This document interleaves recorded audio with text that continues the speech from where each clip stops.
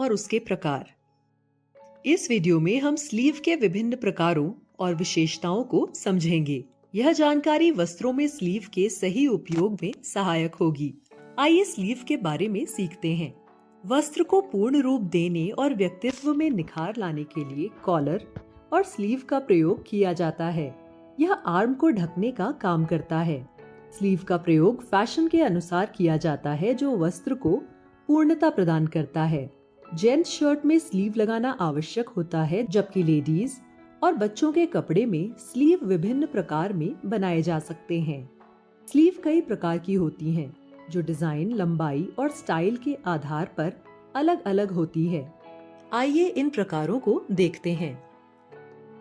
Set इन sleeve. पोशाक में ज्यादातर सेट इन स्लीव का प्रयोग किया जाता है। लोग इस प्रकार की स्लीव को अधिक पसंद करते हैं।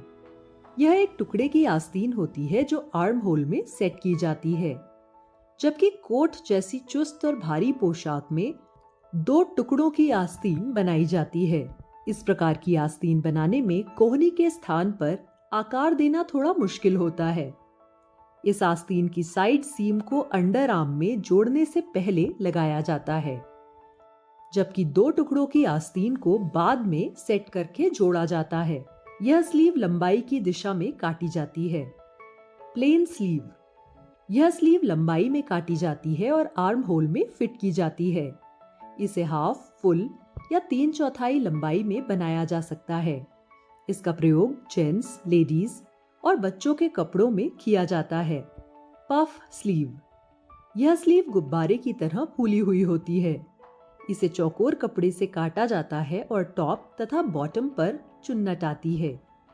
यह स्लीव अधिक कपड़े का उपयोग करती है और इसे लेस, रिबन या पाइपिंग से सजाया जाता है। Bishop sleeve. इस प्रकार की स्लीव में नीचे गैदर्स डाले जाते हैं और कफ लगाकर फिनिश किया जाता है।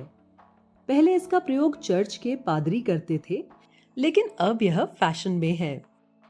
Circular sleeve. इसकी बॉटम गोलाई लिए होती है और ऊपर गैदर्स डाले जा सकते हैं। यह लेडीज और बच्चों के वस्त्रों में प्रयोग किया जाता है और इसे लेस या रिबन से सजाया जा सकता है। Cap sleeve. यह स्लीव आर्म होल के ऊपर के हिस्से को ढकने के लिए बनाई जाती है। इसका आकार केप की तरह होता है और यह लेडीज तथा बच्चों के वस्त्रों में उपयोग की जाती है। Umbrella sleeve. इस स्लीव की गोलाई छाते की तरह होती है, इसलिए इसे अम्ब्रेला स्लीव कहा जाता है। आर्म होल से जोड़कर प्लीट्स के साथ नीचे की ओर झोल दिया जाता है। इसे बाइंडिंग या लेस से फिनिश किया जाता है। Petal sleeve. यह स्लीव कमल की पंखुड़ी जैसी दिखती है। इसे आर्म होल में नीचे से जोड़कर ऊपर की ओर ओवरलैप करके सिलाई लगाई जाती है। इसका उपयोग लेडीज और बच्चों के कपड़ों में किया जाता है। Kimono sleeve. किमोनो स्लीव एक ऐसी स्लीव होती है जो कपड़े के साथ ही जुड़ी होती है। अलग से सिलने की जरूरत नहीं होती। यह सीधे कपड़े में से ही काटी जाती है और कंधे से नीचे तक फैली होती है।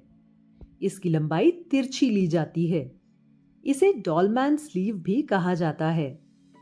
इसका डिजाइन जापान के पारंपरिक परिधान किमोनो से लिया गया है।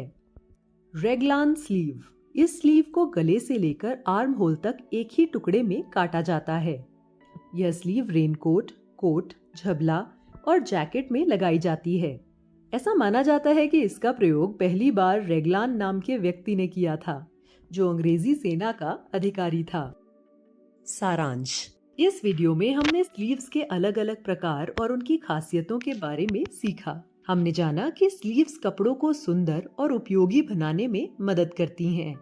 हमने समझा कि स्लीव्स फैशन में क्यों जरूरी हैं और कैसे डिजाइन और पसंद के अनुसार अलग अलग स्लीव्स चुनी जाती हैं। चलिए अब आपके लिए एक गतिविधि। किसी भी कपड़े पर कैप स्लीव लगाने का प्रयास करें। यह करते समय आपने जो जो स्टेप्स किए उन्हें ध्यान से लिखिए।